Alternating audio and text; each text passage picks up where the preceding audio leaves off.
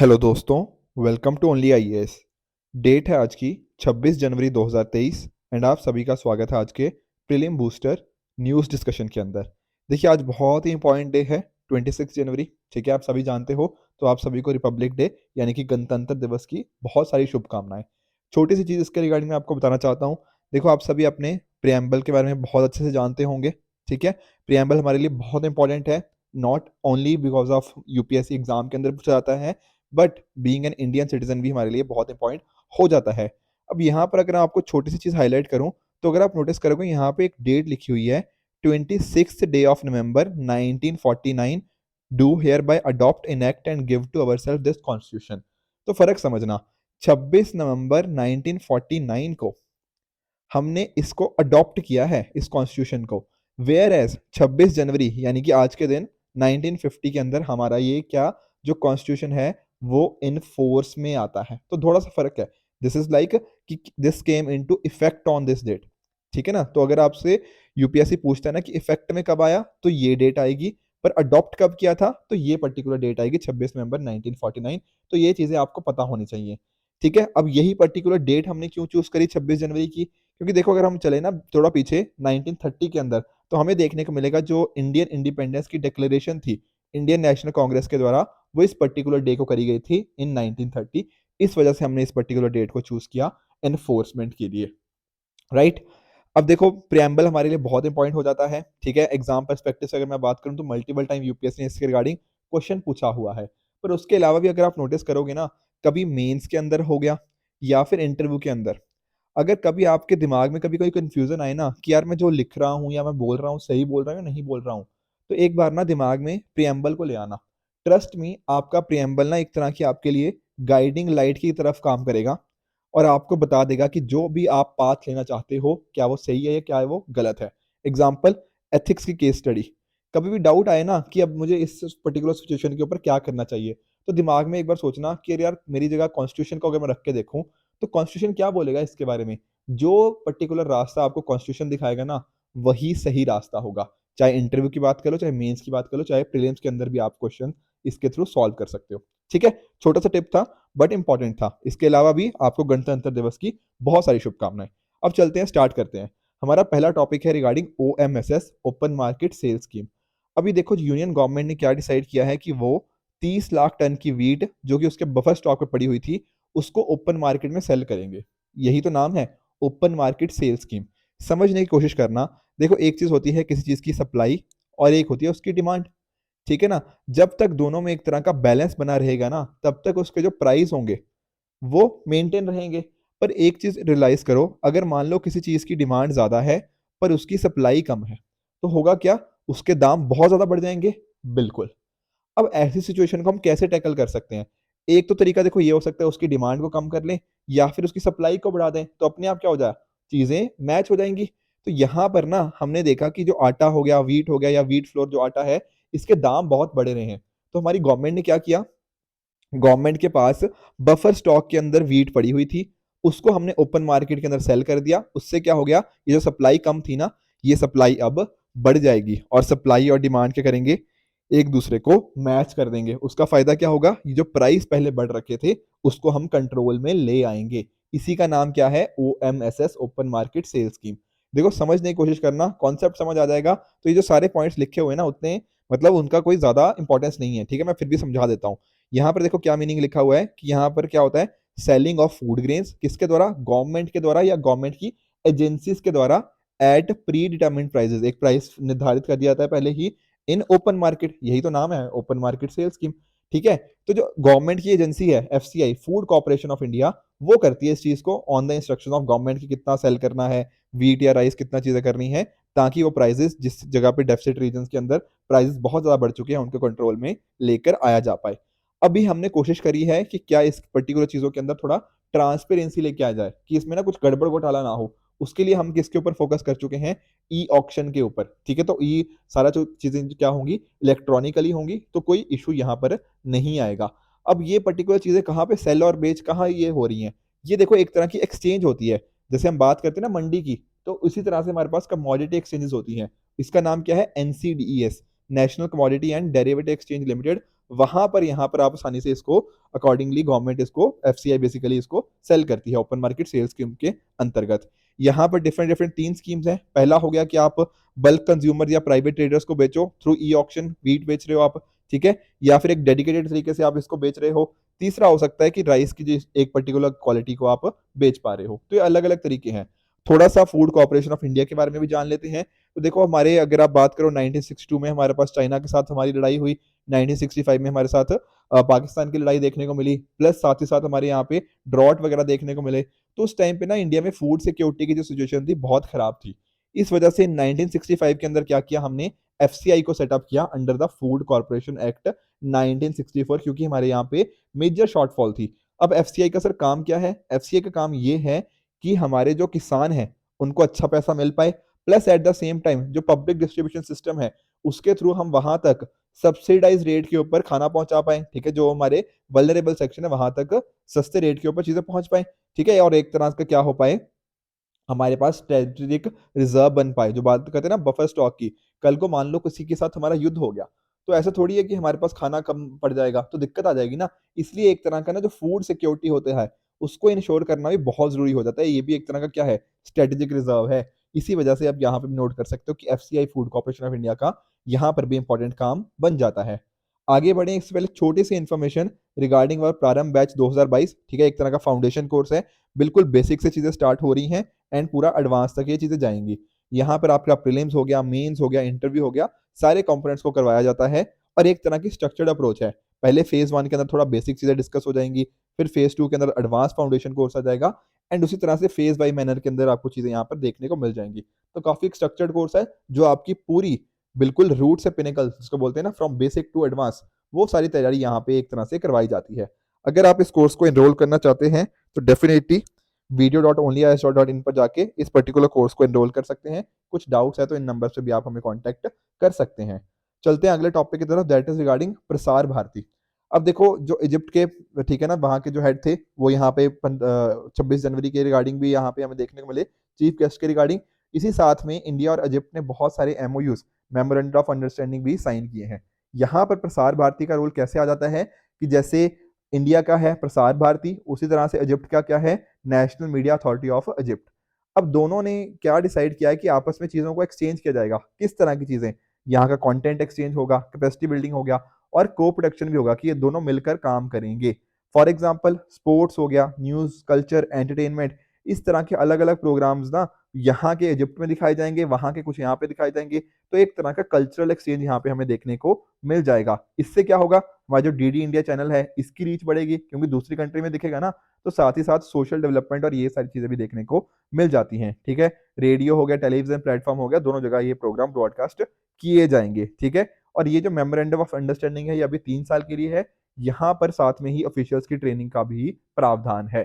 थोड़ा अगर मैं आपको प्रसार भारती के बारे में बताना चाहूँ तो ध्यान रखिएगा कि एक स्टेट ओन्ड पब्लिक ब्रॉडकास्टर है, तो गवर्नमेंट के द्वारा ही इसको ओन किया जाता है। इसके हेडक्वार्टर नई दिल्ली के अंदर देखने को मिल जाएंगे। आप जानते हो जो दूरदर्शन का टेलीविजन नेटवर्क है वो, और साथ ही साथ ऑल इंडिया रेडियो आकाशवाणी जिसको बोलते हैं, ठीक है, वो इनके अंदर आ जाता है प्रसार भारती के अंदर। पहले क्या था, ये हमारे ministry of information and broadcasting MIB के मीडिया यूनिट्स हुआ करते थे, अब यहाँ पर देखने को मिल जाते हैं। साथ ही साथ ध्यान में रखिएगा कि पार्लियामेंट के द्वारा एक एक्ट पास किया गया था, उसके थ्रू यहाँ पे फॉर्मेशन हुई है। सर कौन सा एक्ट था? प्रसार भारती एक्ट 1997। उस पर्टिकुलर एक्ट के थ्रू स्टैट्यूटरी ऑटोनमस बॉडी इसको प्रसार भारती को बना दिया गया था ताकि एक तरह की ऑटोनमी बनी रहे, ताकि आप अपने हिसाब से वो डिसीजन ले पाए और साथ ही साथ लोगों को एंटरटेन और एजुकेट भी कर पाए।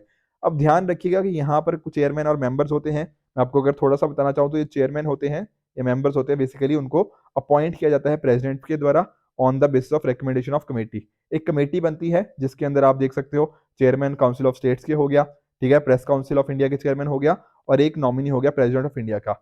वो पर्टिकुलर कमेटी कुछ नाम को रिकमेंड करती है, फिर अकॉर्डिंगली उन नामों को प्रेसिडेंट साहब अपॉइंट कर देते हैं चेयरमैन एंड अदर मेंबर्स। तो ये था प्रसार भारती के रिगार्डिंग। चलते हैं तीसरे टॉपिक की तरफ, जो क्या है, ग्लोबल जेंडर गैप इंडेक्स। सबसे पहले तो ये समझो कि जो वर्ल्ड इकोनॉमिक फोरम है वो इस पर्टिकुलर इंडेक्स को रिलीज करती है, ग्लोबल जेंडर गैप इंडेक्स। अब देखो यहाँ पर अभी न्यूज पता क्या है, न्यूज ये है कि इंडिया ने कुछ डिमांड रखी वर्ल्ड इकोनॉमिक फोरम के सामने। वो डिमांड क्या थी? वो डिमांड ये थी कि रिपोर्ट के ना जो जिस आधार पे आप ये इंडेक्स को बनाते हो, उस जो पर्टिकुलर आधार है उसको थोड़ा बदलाव किया जाए। मैं आपको समझाता हूँ। देखो यहाँ पर ना अगर आप नोटिस करोगे तो 4 पर्टिकुलर चीज़ों से ये इंडेक्स बनता है। कौन-कौन सी चीज़ें? इकोनॉमी में कितना महिलाओं का पार्टिसिपेशन है, ठीक है? एजुकेशनल अटेनमेंट कितनी है, पॉलिटिकल क्या हो गया और हेल्थ एंड सर्वाइवल। अब देखो अगर आप नोटिस करोगे ना तो थोड़ा इंडिया का सिचुएशन थोड़ी खराब है यहाँ पे। मैं आपको समझाता हूँ कैसे। अगर आप इकोनॉमी साइड पे देखोगे तो अगर एक मेन को लो और एक वुमेन को लो तो आप रियलाइज करोगे कि मेन को ना सेम काम के लिए सैलरी ज़्यादा मिलती है, plus on the other hand women को अपॉर्चुनिटीज़ नहीं मिलती, ठीक है? वुमेन को ग्लास सीलिंग इफेक्ट हो गया या फिर ना आगे बढ़ने के अवसर नहीं मिल जाते। अगर वर्क प्लेस पे जाती भी है तो वहाँ पर सेक्सुअल हरासमेंट जैसे केसेस देखने को मिलते हैं। तो यहाँ पर भी थोड़ा हम अच्छा नहीं कर रहे। On the other hand educational attainment में अगर आप नोटिस करोगे तो महिलाओं की जो लिटरेसी रेट है वो 17-18% कम है नियरली मेंस के मुकाबले में। तो यहाँ पर भी थोड़े इश्यूज हैं। प्लस पॉलिटिकल एम्पावरमेंट में भी देखो काफी इश्यूज देखने को मिलते हैं। करंटली लोकसभा के अंदर सिर्फ 14% ही वुमेन एमपीज है हमारी। तो काफी कम नंबर है, होना क्या चाहिए था 50% के आसपास। और ऑन द अदर हैंड आप बात कर लो एमएमआर की, मैटरनल मोर्टेलिटी रेट की, आईएमआर इन्फेंट मोर्टेलिटी रेट और इस तरह के बाकी एनीमिया वगैरह सिचुएशंस में इंडिया उतना अच्छा नहीं कर पा रहा जितना हमने एक्सपेक्ट किया था। तो काफी सारे इश्यूज है यहाँ पर हमारे जो गवर्नमेंट है उसको ठीक है ना, पर हमारा रैंक देखो काफी खराब है। ऑब्वियसली देखो अभी सिचुएशन बेहतर नहीं है, पर ये रैंक जितना होना चाहिए था ना शायद उससे भी कम रैंक दिया जा रहा है। और इंडिया का क्या व्यू पॉइंट है, हमारी गवर्नमेंट का व्यू पॉइंट ये है कि अगर आप नोटिस करोगे जैसे फॉर एग्जांपल यहाँ पर जो लोकल बॉडीज हैं, बात करते हैं ना पंचायत वगैरह की, पंचायत वगैरह को यहाँ पर अच्छे से उसको नहीं देखा जाता। मैं आपको बताता हूँ, जैसे फॉर एग्जांपल आप जानते हो लोकल बॉडीज के अंदर जो पंचायत हैं हमने उनमें क्या किया हुआ है, 1/3 वुमेन हमने सीट्स को रिजर्व किया हुआ है वुमेन के लिए। तो उससे क्या हुआ है, महिलाओं का पॉलिटिकल एम्पावरमेंट में हमने काफी रोल प्ले किया है डेफिनेटली। पर जो ग्लोबल जेंडर गैप इंडेक्स है ना वो इस पर्टिकुलर चीज को देखता ही नहीं कि लोकल गवर्नेंस के अंदर आप वुमेन का पार्टिसिपेशन को वो कंसिडर ही नहीं करता। क्रॉस कंट्री बेंचमार्किंग एफर्ट्स को उतने ढंग से नहीं लिया जाता। तो ये पर्टिकुलर चीजें इंडिया ने बोली थी कि आपके जो पैरामीटर्स हैं उनमें कुछ सुधार की जरूरत है। वर्ल्ड इकोनॉमिक फोरम ने भी इस बात को समझा है एंड आने वाले टाइम्स के अंदर उन वो पर्टिकुलर चीजों को एड्रेस करेंगे। ठीक है, तो ये पर्टिकुलर था इंडेक्स के बारे में। थोड़ा अगर आप और देखना चाहो तो 2006 में इसको स्टार्ट किया गया था ताकि देख पाएं कि जेंडर इक्वालिटी किस देश में कितनी है, किस देश में कितनी कम है, और देखा क्या जाता है कि किस हिसाब से रिसोर्सेज और अपॉर्चुनिटीज डिवाइडेड है इस पर्टिकुलर इंडेक्स के अंदर। कुछ और पर्टिकुलर रिपोर्ट्स भी हैं वर्ल्ड इकोनॉमिक फोरम के द्वारा, जैसे ग्लोबल रिस्क रिपोर्ट हो गया जो बताती है दुनिया की इकोनॉमी के रिगार्डिंग क्या क्या रिस्क है। हमने डिस्कस भी करा हुआ है पहले भी, जैसे इन्वायरमेंट रिगार्डिंग रिस्क हो गया, टेक्नोलॉजी रिगार्डिंग रिस्क हो गया, ये सारी चीजें। उसी तरह से ट्रैवल एंड टूरिज्म के रिगार्डिंग कौन सी पर्टिकुलर कंट्री कैसा काम कर रही है, किस तरह का इंफ्रास्ट्रक्चर है, ये सारी बातें यहाँ पर। ग्लोबल एनर्जी ट्रांजेक्शन इंडेक्स हो गया और साथ ही साथ ग्लोबल कॉम्पिटिटिवनेस रिपोर्ट भी ग्लोबल जेंडर गैप इंडेक्स के द्वारा ही निकाली जाती है। एक क्वेश्चन अटेम्प्ट करते हैं, 2017 में आया था। यहाँ देखो क्या पूछा, सिंपली ये पूछ लिया कि ग्लोबल जेंडर गैप इंडेक्स है वो कौन देता है। बहुत ही सिंपल सा आंसर है, वर्ल्ड इकोनॉमिक फोरम इसका देता है, जो अभी हमने अच्छे से डिस्कस भी कर लिया। अगले टॉपिक की तरफ चलते हैं, दैट इज जल जीवन मिशन। अभी अभी जो हमारी जल शक्ति मिनिस्ट्री है ना उसने ये बात बोली है कि गवर्नमेंट ने 11 करोड़ रूरल हाउस होल्ड्स को टैप वाटर कनेक्शन दे दिया है, जो कि एक बहुत अच्छी चीज है। अब अगर थोड़ा बैकग्राउंड में जाओगे ना तो 2019 में हमारे जो प्रधानमंत्री जी हैं उन्होंने एक वादा किया था कि 2024 तक क्या करेंगे वो, 2024 तक हमारे जितने भी हाउस होल्ड है रूरल इंडिया के अंदर उनके पास हर पर्टिकुलर पर्सन के पास क्या होगा, टैप कनेक्शन होगा, ताकि हर घर क्या हो जाए, हर घर नल से जल। ये सुना है ना, ये पर्टिकुलर चीजें हमारा फोकस था कि ये चीजें हम प्रोवाइड कर पाए। कौन सी मिनिस्ट्री इस चीज को देखती है, जल शक्ति मिनिस्ट्री। अब इसी मिनिस्ट्री ने बोला है कि हमने 11 करोड़ रूरल हाउस होल्ड को टैप वाटर कनेक्शन दे दिया है। अब यहाँ पर इस पर्टिकुलर जल जीवन मिशन के अंदर ना बहुत सारी चीजें देखी गई कि जैसे मान लो कि सही क्वालिटी मिले, सही क्वांटिटी में पानी मिले, ठीक है। इसके साथ ही ग्रे वाटर मैनेजमेंट, इसका मीनिंग क्या होता है, देखो बहुत सारा ऐसा डोमेस्टिक वेस्ट वाटर होता है जो जनरेट करते हो आप, जैसे आप नहाते हो तो वो पानी थोड़ा होता है ना वेस्ट वगैरह का। इसके अलावा आप अपने बर्तन, डिश वॉशर्स हो गया, ठीक है, वॉशिंग मशीन वाला पानी। तो ये सारे पानी को कैसे मैनेज किया जा सकता है, हो सकता है ना ये पानी आप टॉयलेट में यूज कर पाओ, ठीक है, या फिर कई बार हो सकता है किसी पर्टिकुलर मतलब टॉयलेट को फ्लश करने के अंदर, या फिर क्रॉप इरिगेशन के अंदर भी हो सकता है इसमें से कुछ पानी को यूज किया जा सकता है। ठीक है, तो डिफरेंट डिफरेंट पर्पसेस हो सकते हैं, तो उस पानी को कैसे यूज करना है ये भी इसके अंदर आ गया। वाटर को रीयूज करने की बात होगी, रेन वाटर हार्वेस्टिंग की बात होगी, वाटर कंजर्वेशन की बात होगी, ये सारी बातें यहाँ पे इन्होंने करी हैं। और यहाँ पर फोकस क्या था, कम्युनिटी अप्रोच के ऊपर, एक तरह का जन आंदोलन बनाने की बात करी गई थी कि लोगों को इन्वॉल्व करेंगे। देखो गवर्नमेंट की जिम्मेदारी है, बिल्कुल ये सारी मैं मना नहीं कर रहा, पर गवर्नमेंट के साथ जब तक पब्लिक नहीं जुड़ेगी ना, तब तक ये मिशन फेल ही करेगा। तो इसलिए इस बात को ध्यान में रखते हुए जन आंदोलन की बात करी गई थी कि पब्लिक भी साथ में जुड़े गवर्नमेंट के, बिल्कुल साथ में। इसी वजह से इंफॉर्मेशन हो गया, आईईसी बोलते हैं ना, इंफॉर्मेशन एजुकेशन एंड कम्युनिकेशन, इस पर्टिकुलर कंपोनेंट में देखे गए थे इस मिशन के अंदर। अब ऐसा फोकस था कि 2024 तक हर पर्सन जो रूरल होम में रहता है उसको 55 लीटर पानी मिलेगा from per day from a tap connection, ऐसा इसका फोकस था। बहुत सारे ऑब्जेक्टिव्स हैं, आप देख भी सकते हो कि फंक्शनल टैप कनेक्शन हो, एक तो पहली बात ये हो गया, ठीक है ना। उसके साथ ही जो एरियाज ड्रॉट प्रोन में एरिया है, डेजर्ट के अंदर एरियाज हैं, या फिर जो अभी जो विलेजेस अच्छे से काम नहीं कर रहे, संसद आदर्श ग्राम योजना, जिनको पर्टिकुलर ने किसी एमपी ने या एमएलए ने उस चीज को लिया हुआ है, वहां पर भी इस तरह की फोकस हो, ठीक है ना। स्कूल्स आंगनवाड़ी हो गया, इनके रिगार्डिंग टैप वाटर कनेक्शन यहाँ तक पहुंचे, इनकी एक बार टैप कनेक्शन लग गया तो क्या वो चल भी रहा है या नहीं चल रहा, पानी दे भी रहा है या नहीं दे रहा, ये सारी चीजें भी यहाँ पर मॉनिटर करी जाएंगी। इसके अलावा लोग कंट्रीब्यूट करें, कोई कैश में करे, कोई काइंड में करे, साथ ही साथ एक तरह का श्रमदान भी देखा जाए, ठीक है। तो ये सारे अलग अलग यहाँ पे ऑब्जेक्टिव्स हैं, सारे के सारे हमें याद नहीं करने, एक फेयर आइडिया रखोगे तो एग्जाम में आंसर करने के अंदर थोड़ा आसानी रहेगी। चलते हैं हमारे अगले टॉपिक की तरफ, that is regarding municipal bond. देखो आप सभी जानते हो बॉन्ड्स का मीनिंग, मैंने बहुत बार आपके साथ डिस्कस भी किया है कि अगर मान लो किसी को पैसा चाहिए तो पैसा रेज करने के बहुत सारे तरीके हो सकते हैं। One of them is bond, कि आप किसी को एक कागज का टुकड़ा इशू करो। जैसे मान लो किसी ने आपको 100 रुपये दे दिया आज, तो आप क्या करोगे, उसको कुछ एक साल के बाद मान लो 5% इंटर दे दिया, फिर दूसरे साल के बाद 5% और दे दिया, फिर तीसरे साल के बाद 5% और दे दिया, और क्योंकि 3 साल का ही मान लो अगर बॉन्ड था तो 100 रुपये यहाँ पे वापस कर दिए। इस तरह से नॉर्मली बॉन्ड वर्क करता है। तो यहाँ पर क्या हुआ, आपने इस पर्टिकुलर कंपनी को पैसे दिए, उसने आपको कुछ ना कुछ रिटर्न देते रहे। अब जब मैं बात करता हूँ म्यूनिसिपल बॉन्ड की, यहाँ पर क्या होगा, आप जानते हो हमारे पास म्यूनिसिपैलिटीज होती है ना, तो वहां पर जो लोकल गवर्नमेंट्स होती है बेसिकली, उनको भी तो किसी तरह के कुछ पैसे चाहिए होंगे। बिल्कुल, क्यों चाहिए होंगे, क्योंकि हो सकता है उनको कुछ हाईवे बनाने हो, ठीक है, कुछ सड़कें बनानी हो, कोई ब्रिज बनाना हो, कोई स्कूल बनाना हो। तो आपने क्या किया, आपने इनको पैसे दे दिए, जो लोकल गवर्नमेंट है, उन्होंने इससे क्या किया, स्कूल बनाया, हाईवे बनाया, कुछ ब्रिज वगैरह बनाया, उससे कुछ रिटर्न आते रहे, उससे आपको कुछ पैसा वो रिटर्न करते रहे। इसी का मीनिंग क्या है, म्यूनिसिपल बॉन्ड।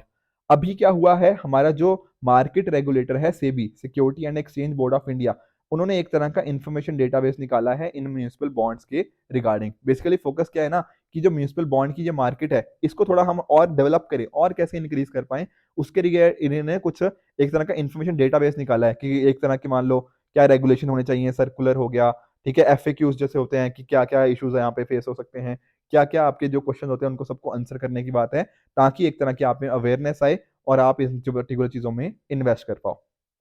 ठीक है, होते क्या है म्यूनिसिपल बॉन्ड, बेसिकली जो लोकल गवर्नमेंट इनको इशू करती है, एक तरह की डेट सिक्योरिटी है, क्योंकि एक तरह का लोन ही तो लिया हुआ है आपने, एक तरह से पैसे दिए ही तो हैं, लोन ही तो है एक तरह का लोकल गवर्नमेंट को, वो आपको वापस कर देगी। ठीक है, क्या करेगी इससे, वो अलग अलग काम कर सकती है, हाईवेज, ब्रिजेस, कुछ भी इस तरह से हो सकता है। ध्यान में रखना, जो बैंगलोर म्यूनिसिपल कॉर्पोरेशन है, वो पहली म्यूनिसिपल कॉर्पोरेशन थी जिसने म्यूनिसिपल बॉन्ड इशू किए थे 125 करोड़ के। ठीक है, उसके बाद एक तरह से अहमदाबाद में भी ये चीज हमने देखने को मिली थी। ठीक है ना, पहले पहले बहुत इंटरेस्टेड थे लोग, ठीक है, बट बाद में हमने देखने को मिला कि बहुत ज्यादा इसके अंदर अट्रैक्शन नहीं देखने को मिली, लोगों ने बहुत ज्यादा इन्वेस्ट बाद में नहीं किया। अब ध्यान में रखने वाली बात यह है कि दो पर्टिकुलर टाइप्स के म्यूनिसिपल बॉन्ड हो सकते हैं। एक होता है जनरली जनरल ऑब्लिगेशन बॉन्ड, दूसरा होता है रेवेन्यू बॉन्ड। समझने की कोशिश करना, यहां पर आपने पैसा दिया इस लोकल गवर्नमेंट को, तो उन्होंने ना जनरल प्रोजेक्ट्स के अंदर पैसा डाला, ठीक है, किसी भी चीज के लिए, कि मान लो उस रीजन के अंदर कोई भी इंफ्रास्ट्रक्चर डेवलप करना हो, उसके रिगार्डिंग पैसा डाला, तो जो भी फिर पैसा आएगा तो उस पर्टिकुलर चीज से वो रिटर्न किया जा सकता है। पर जब मैं बात करता हूँ रेवेन्यू बॉन्ड की, ये एक पर्टिकुलर प्रोजेक्ट के लिए होता है। ध्यान में रखना, ये जनरल ऑब्लिगेशन बॉन्ड क्या था, कोई भी चीज में आप पैसा लगा सकते हो और किसी से भी चीज से पैसा रिटर्न आएगा वो आपको मिल जाएगा। पर रेवेन्यू बॉन्ड में क्या होता है, आप किसी स्पेसिफिक प्रोजेक्ट के अंदर ही पैसा लगा रहे हो, मान लो एक पर्टिकुलर बिल्डिंग है, अब बिल्डिंग से जो भी रिटर्न्स आएंगे, सिर्फ वहीं से आपको कहीं ना कहीं जो आपके बॉन्ड्स में रीपेमेंट होगी वो करी जाएगी। ठीक है, तो रेवेन्यू बॉन्ड आप कह सकते हो they are specific to a project, whereas general obligation bond वो पूरे रीजन के डेवलपमेंट के लिए हो सकते हैं। ये फर्क होता है between general obligation bond and a revenue bond, right. तो ये थे आज के टॉपिक जो हमें आज डिस्कस करने थे। ये मैं 5 क्वेश्चन दे रहा हूं आपको, आप मुझे नीचे बताओगे कौन सा सही है, इसमें कौन सा गलत है। कल जो 5 क्वेश्चन दिए थे उनके आंसर मैं आपको क्विकली बता देता हूं। पहला था ये पर्टिकुलर प्राइस, क्या ये जर्नलिज्म से रिलेटेड है, नहीं सर, फॉल्स है, मैंने बताया था ना, आर्किटेक्चर से रिलेटेड है, ठीक है ना। Second statement, research and analysis wing, देखो कल के लिए सॉरी गलती से ना यहाँ पे टाइपिंग में इंटेलिजेंस लिखा गया था, पर ये एनालिसिस ही है, रॉ का जो फुल फॉर्म है रिसर्च एंड एनालिसिस विंग ही है। तो क्या ये इंटरनल इंटेलिजेंस एजेंसी है? नहीं सर, ये भी फॉल्स है। क्यों? क्योंकि ये एक्सटर्नल थी, मैंने बताया था ना, आईबी इंटेलिजेंस ब्यूरो जो है वो इंटरनल एजेंसी होती है, पर रॉ तो क्या है, एक्सटर्नल इंटेलिजेंस एजेंसी है। तीसरा, एंड्रॉइड ऑपरेटिंग सिस्टम के अंदर क्या कोई भी प्री इंस्टॉल्ड ऐप्स नहीं आती? ये तो सर बिल्कुल ही गलत है, इतनी सारी प्री इंस्टॉल्ड ऐप्स है, तो ये मैंने बताया भी था, यूट्यूब हो गया, गूगल हो गया, ठीक है ना। तो बहुत सारी चीजें इसमें देखने को मिलती हैं और उसी वजह से अब्यूज ऑफ पावर भी हमें देखने को मिल जाता है, तो ये स्टेटमेंट फॉल्स हो जाएगी। ऑलिव रिली टर्टल, क्या इसका वल्नरेबल स्टेटस है? बिल्कुल, मैंने आपको हिंट भी बताया था कि ये वी क्या रिलेट करता है, वल्नरेबल के साथ, ठीक है ना। बस याद करने का तरीका था, तो ये बिल्कुल स्टेटमेंट ट्रू है। पांचवा, भार BHAROS, ठीक है, ऑपरेटिंग सिस्टम, क्या ये फ्री एंड ओपन सोर्स था? बिल्कुल, ये बात बिल्कुल ट्रू है। तो ये थे कल के जो 5 क्वेश्चन जिनका आपको मैंने आपको आंसर बता दिया है, ठीक है। आज के ये पांचों क्वेश्चन फिर से दिखा देता हूँ, जिनका आप मुझे नीचे कमेंट सेक्शन में आंसर बताओगे, ठीक है। अगर आपको इस पर्टिकुलर आज के लेक्चर की पीडीएफ चाहिए तो हमारे टेलीग्राम चैनल से जाकर आप डेफिनेटली इस पर्टिकुलर पीडीएफ को डाउनलोड कर सकते हो और अपनी प्रिपरेशन को और भी बेहतर कर सकते हो, राइट फ्रेंड्स। तो ये था आज का डिस्कशन, आई होप आपको आज का लेक्चर अच्छे से समझ आया होगा। इसी तरह से आप भी अपने एंड पे हार्ड वर्क करते रहिए। Good bye and good luck.